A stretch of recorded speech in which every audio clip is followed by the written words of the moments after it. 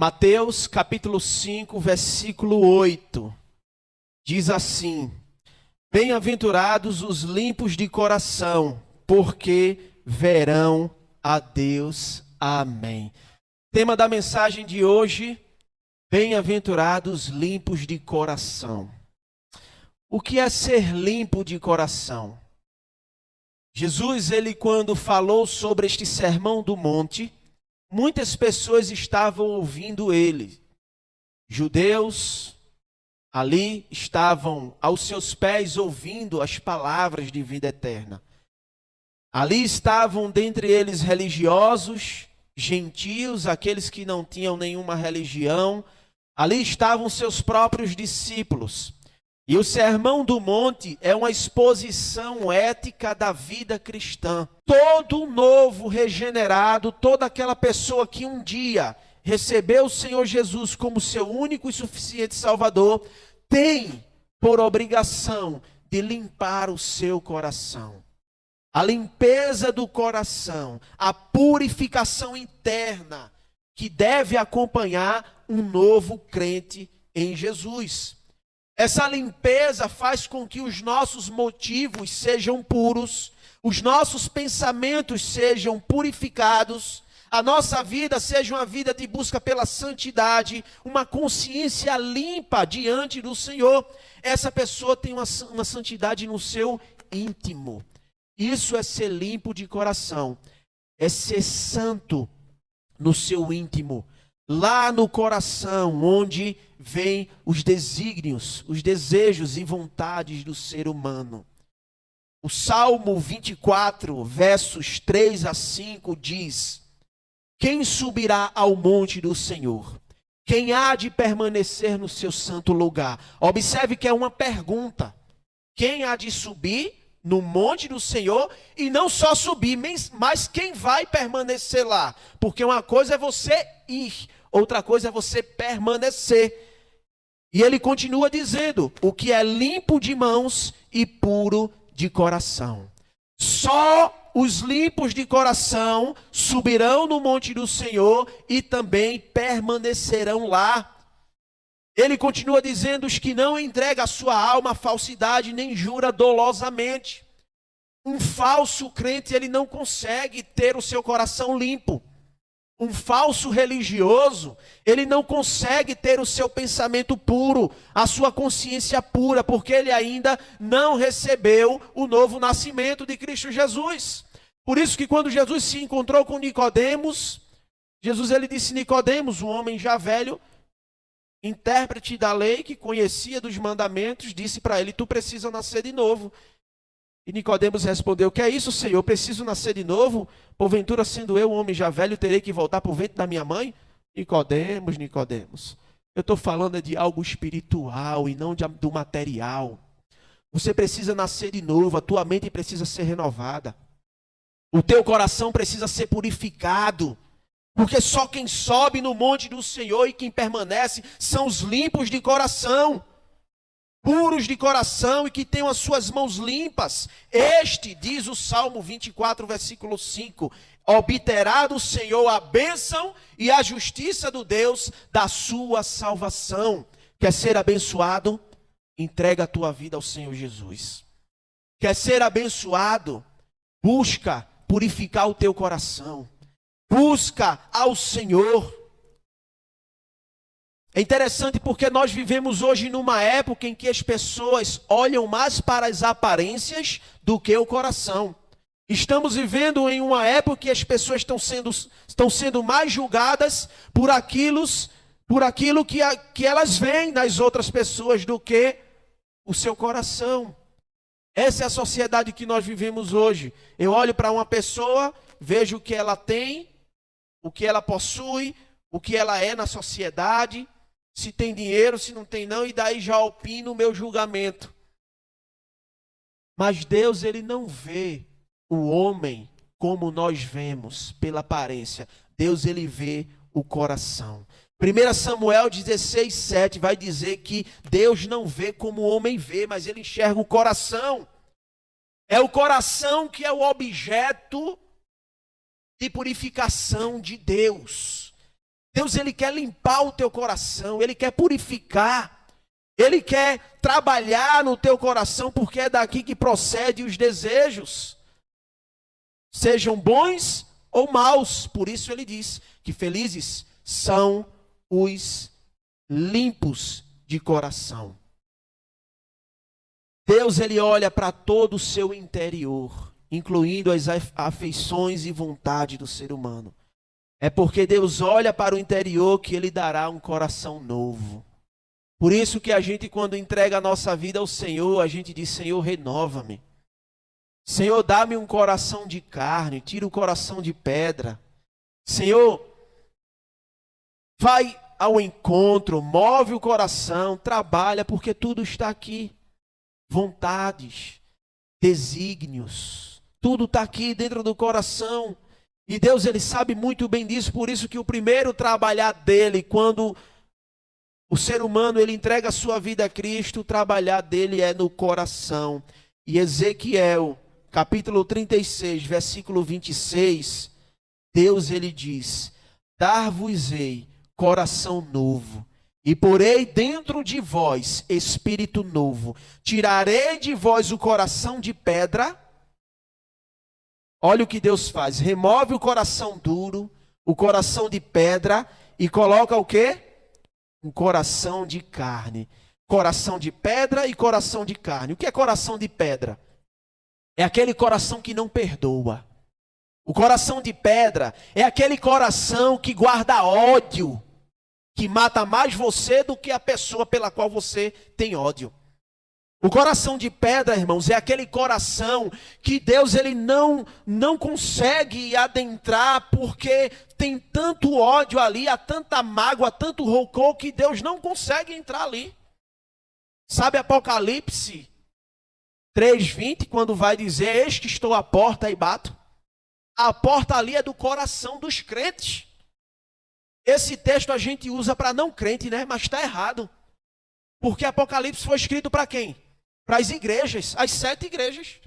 Aí a gente vai evangelizar: olha, eis que o Senhor está no coração batendo, no teu coração. Não, Deus está no coração do crente, batendo. Eis que estou à porta e bato. Jesus está lá. Se você abrir o teu coração, eu vou entrar, vou fazer morada, a gente vai jantar, a gente vai conversar, eu vou transformar, eu vou mudar, eu vou arrancar o coração de pedra que está aí dentro e vou colocar um coração de carne. Coração de carne é aquele coração que busca fazer a vontade do Senhor. Coração de carne é aquele coração maleável. Já viu como é a carne? O açougueiro, pá, e corta e bota para o lado e joga. Né? O irmão, quando está lá fazendo churrasco, volta, vai, é um coração de carne maleável. O açougueiro ali é o próprio Deus, pegando o meu e o teu coração e trabalhando, desconstruindo muitas coisas antigas e refazendo tudo de novo. É isso que Deus faz conosco. Por isso, ele fala para a igreja: eis que estou à porta e bato. Se você me ouvir, eu vou entrar e a gente vai ceiar. Mas se você não me ouvir, não dá. Porque Jesus, ele é educado. Jesus, ele só trabalha no coração de pessoas que permite. É assim que ele trabalha. Por isso que ele diz em Ezequiel: dá-vos-ei coração novo, e porei dentro de vós o espírito novo, tirarei de vós o coração de pedra e vos darei coração de carne. Irmãos, essa bem-aventurança contempla tanto o novo coração recebido na regeneração, como a transformação do caráter, que segue a obra da graça de Deus na alma. Quando você entrega a sua vida a Jesus, Deus, ele continua trabalhando. Não é que você levantou a mão e que você já é um regenerado, não, é um processo. É um processo, por isso que tem crentes que ainda guardam ódio no coração. Vem para a igreja, ouve a mensagem, mas parece que entra, bate e cai de volta. Não entra e não sai pelo outro não, porque se entrasse aqui e saísse aqui, ficava alguma coisa na cabeça, no cérebro, ficava alguma coisinha. Mas bate aqui e cai e volta, não fica nada. Por isso que é uma luta. Através da pregação da palavra é a forma pela qual Deus trabalha. Deus fala ao teu coração e cabe a você permitir ser tocado pela palavra, ser mudado pela palavra ou não. Por isso que ser limpo de coração é uma transformação do caráter. E aqui nós vemos o que diz em Atos, capítulo 15, versos 8 e 9. O contexto aqui é que Paulo estava pregando o evangelho aos gentios, aqueles que não eram da igreja. E aí os discípulos, os fariseus vão dizer, olha, os gentios têm que passar pela circuncisão, a lei, eles têm que ser cortados. Circuncisão era o corte ali no prepúcio, né, do órgão masculino, que era um ritual judaico. Aí os crentes antigos estavam dizendo, olha, se esse novinho aí quiser receber da graça, tem que passar pela faca. Aí veja o que Paulo vai dizer, olha o que diz o texto. Ora, Atos 15, 8 e 9, ora, Deus que conhece os corações, lhes deu testemunho, concedendo o Espírito Santo a eles quem? Os gentios, como também a nós quem? A igreja, aos judeus, nos concedera, e não estabeleceu distinção alguma entre nós e eles, purificando-lhes pela fé o coração. Veja que o importante aqui não é a lei, mas é a manifestação da graça. É a graça de Deus. Não é a circuncisão agora, não é a lei, não é a tua obra que vai fazer você ser um crente purificado. Não é porque você canta, não é porque você toca, não é porque você dá uma cesta básica, não é porque faz alguma coisa que você vai ter o coração purificado. Não, não são pelas obras, é pela graça de Cristo. Nós fazemos a bondade porque um Deus que é bom nos alcançou. Não fazemos o que é bom porque somos bons, não, porque Deus é bom. E porque Ele é bom, Ele nos concede a sua graça de agirmos com bondade também para com as outras pessoas. Por isso, se você conhece uma pessoa e diz assim, olha, aquela pessoa ali tem um bom coração. Às vezes, é até mesmo pessoas descrentes, não é? Mas sabe por que aquela pessoa tem um bom coração? É porque é o que a graça de Deus alcançou aquela pessoa. Mas não é a graça salvífica, é a graça comum. A graça comum foi derramada a todos os homens, assim como o sol nasceu para os crentes e os incrédulos, o sol nasceu para todos, a chuva também, isso é o que a gente chama da graça comum. Então quando você vê uma pessoa de bom coração, mas que não é crente, é um gentio, é porque aquela pessoa ali foi alcançada pela graça comum de Deus, mas que ainda precisa sim ter o seu coração purificado pela fé. Portanto, isso nos ensina o quê? Que se uma pessoa descrente, ela consegue fazer ações benéficas em prol do outro, mas ainda não entendeu o evangelho, essa pessoa não é salva, porque não importa ser bom.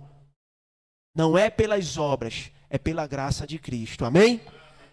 Hebreus 10, 22, o texto vai nos dizer, aproximemo-nos com sincero coração, em plena certeza de fé, tendo o coração purificado de má consciência e lavado o corpo com água pura. Veja que é Deus quem purifica, é Deus quem transforma o coração imundo, o coração pecador, o coração depravado que nós temos, o coração idólatra que nós temos, que por sinal, a nossa próxima série de mensagens será Ídolos do Coração. E os irmãos irão perceber o quão idólatras nós somos. Muitas vezes a gente pensa idólatra o outro, né? Que só é idólatra o da outra religião, aqueles lá, dos santinhos, e esse e aquilo, mas não. Todos nós nascemos com um coração inclinado para a idolatria. E a gente vai ver isso nas próximas semanas, quando começarmos a série de mensagens, que será na quarta-feira. Será nas quartas-feiras. Então, se você quer aprender mais da palavra, venha na quarta-feira no culto de oração, viu? Porque uma igreja que não ora precisa repensar os seus conceitos. Então, vai ser na quarta-feira esta série de mensagens. Então, veja, irmãos, aqui, O que é pureza, né? Os versículos falam de pureza de coração. O que é pureza? É estar livre da profanação, das afeições, é buscar a sinceridade, genuidade e singeleza de coração. O cristianismo genuíno lança fora não somente a malícia, mas também o engano e a hipocrisia. Deus, quando Ele purifica o nosso coração, Ele lança fora tudo isso. Será que as suas afeições estão estabelecidas nas coisas do alto? Será que os seus motivos têm sido puros? Por que você está aqui? Por que você se reúne com a igreja, com o povo de Deus? É para ser visto pelos homens ou para se encontrar com o Senhor e gozar da doce comunhão com Ele e com o seu povo? Vale, irmãos, parar durante um dia, durante a semana e fazer uma autoanálise do seu próprio coração. Vale parar, vale a pena parar para refletir. E você fazer essa pergunta: quem sou eu? O que eu estou fazendo de mim, da minha vida? Aonde os meus pés estão caminhando? O que os meus olhos estão vendo? O que os meus ouvidos estão ouvindo? O que minha língua está falando? Vale a pena a gente refletir, fazer uma autoanálise do nosso coração. Mas como as outras bem-aventuranças que traz uma promessa, essa bem-aventurança também traz uma promessa. E essa promessa é: porque verão a Deus. Bem-aventurado os limpos de coração. Por quê? Porque verão a Deus. Observe as promessas das outras. Por exemplo, bem-aventurado os misericordiosos. Qual é a promessa? Porque alcançarão misericórdia. Bem-aventurados que têm fome e sede de justiça. Qual é a promessa? Porque serão fartos. Bem-aventurados os mansos. Qual é a promessa? Porque herdarão a terra. Bem-aventurados os que choram. Qual é a promessa? Porque serão consolados. Bem-aventurados os humildes de espírito. Qual é a promessa? Porque deles é o reino dos céus. Bem-aventurados os limpos de coração. Qual é a promessa? Porque verão a Deus. Pois verão a Deus. Novamente aqui salientamos que essas promessas são reais. Tanto vale para o presente momento, para o futuro. Os limpos de coração veem Deus, por exemplo, agora, por meio da comunhão, por meio da palavra. Por meio de tudo isso, nós temos uma vida de entrega ao Senhor. E, portanto, nós estamos vendo a Deus. Olha que a promessa é presente. Você vê a Deus através da natureza. Você vê Deus através da contemplação dos céus. Você vê Deus nos mínimos detalhes, através de uma flor. A junção das cores, azul, rosa, o universo. Você vê Deus, você vê as obras das mãos do Senhor. Como diz o salmista, os céus e a terra são contemplados por nós e vemos a tua glória. Nós vemos a Deus através de um milagre, através da resposta da oração. Você vê Deus. Deus, Ele está aqui, Ele é onipresente, Ele está em todos os lugares. Portanto, nós já vemos a Deus.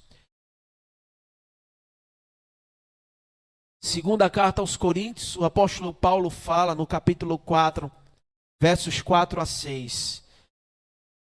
O apóstolo Paulo, ele diz que o Deus deste século cegou o entendimento dos incrédulos, para que lhes não resplandeça a luz do evangelho da glória de Cristo, qual é a imagem de Deus. Veja, irmãos, enquanto a igreja consegue ver Deus, o mundo não consegue enxergar Deus. Por quê? Porque o Deus, com D minúsculo, deste século, cegou o entendimento dos incrédulos. Vejamos aqui então o que ele diz a seguir: porque nós não pregamos a nós mesmos, mas a Cristo Jesus como Senhor, e a nós mesmos como vossos servos, por amor de Jesus. Pois Deus que disse: das trevas resplandecerá a luz, ele mesmo resplandeceu em nosso coração, para a iluminação do conhecimento da glória de Deus na face de Cristo. Amém. Veja que o Evangelho em si, ele revela a grandeza de Deus. Os limpos de coração já veem Deus, já enxergam a Deus, enquanto o mundo não consegue ver. Aqui nós temos uma gloriosa manifestação do brilho da santidade e da benignidade divina. Aquele que é limpo de coração não somente tem visões claras do caráter divino, mas também desfrutam da comunhão íntima com Ele. É essa maravilha, essa comunhão, essa reunião dos santos. Através dela, nós podemos contemplar a bondade do Senhor. Através dela, nós podemos ver a Deus. A mente de Deus agora se torna a sua mente. Quando você vê Deus, a vontade dele se torna a sua vontade. A sua comunhão é verdadeira com o Pai, com o seu Filho Jesus Cristo. É essa comunhão que ele nos chama. Por isso, aqueles que são limpos de coração veem a Deus dessa maneira, mesmo no mundo presente. Agora, segundo lugar, a promessa ela é dupla. Porque verão a Deus já no presente, e agora, segundo lugar, porque verão a Deus no futuro. Os limpos de coração verão ao Senhor na eternidade, face a face. Enquanto nós estamos aqui, vemos o Senhor como por um espelho, muitas vezes manchado, quebrado. Não é a imagem original. A imagem que você enxerga, sua, no espelho, não é a original. Se você jogar uma pedra, aquele espelho vai trincar e você vai ver ali a sua imagem borrada, trincada. É a nossa experiência com Deus hoje. A imagem que nós vemos de Deus é uma imagem ainda manchada pelo nosso pecado. É uma imagem ainda quebrada. Mas observe o que Paulo vai dizer na sua primeira carta aos Coríntios, capítulo 13, verso 9 e 10. Porque em parte conhecemos e em partes profetizamos. Quando, porém, vier o que é perfeito, então o que é em parte será aniquilado. E ele continua, no capítulo 13, verso 12. Porque agora vemos como em espelho, a imagem do espelho. Imagine que na época do apóstolo Paulo, o espelho não era tão bom como hoje, tá? O espelho não era tão bom como hoje. Então ele está fazendo aí uma analogia, não é? Vemos agora como por um espelho, obscuramente. A imagem ainda está escurecida. Então veremos face a face. Agora conheço em parte. Então um dia conhecerei o meu Senhor como também sou conhecido. E naquele dia, não antes, será compreendido todo o significado destas palavras. Os puros de coração verão a Deus. Essa é a nossa esperança, irmãos, de que um dia veremos o Senhor face a face. Os limpos de coração verão a Deus. Essa é a nossa esperança de que um dia contemplaremos a sua face. Veremos o nosso Senhor Jesus como Ele é. Eu não sei quanto a você, mas às vezes eu paro. Eu fico contemplando como é Deus. Como é esse Deus? Como é que vai ser lá no céu? Eu não sei se você tem desejado isso. Eu não sei se você deseja os céus, mas eu quero dizer para você, comece a desejá-lo. Comece a desejar, anelar pela presença de Deus na sua vida. Irmãos, não teremos coisas mais maravilhosas do que esta, do que contemplar a face do seu Deus. Que coisa maravilhosa! Estradas de ouro, presença do Senhor pela eternidade. Não haverá mais choro, nem morte, nem lágrimas. Lá todas as lágrimas serão enxugadas dos nossos olhos. Não haverá choro de luto, nem muito menos de pecado. Porque lá todos nós seremos santos, como Ele é santo.